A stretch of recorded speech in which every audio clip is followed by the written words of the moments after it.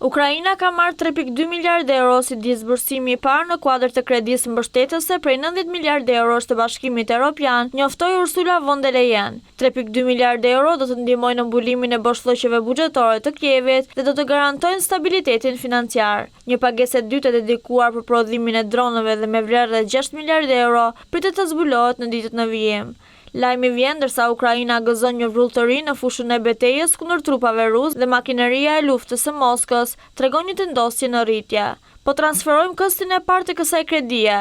Është saktësisht 3.2 miliardë euro ndihmë makrofinanciare, tha presidenti e Komisionit Evropian këtë të njëjtë, ndërsa mori pjesë në konferencën e rimëkëmbjes së Ukrainës në Gdansk të Polonisë. 27 udhëheqësit e BE-s ranë dakord për paketën e ndihmës së jashtëzakonshme në dhjetor, pasi një propozim inovativ për të shfrytzuar asetet e palëvizura të Rusisë dështoi në minutën e fundit.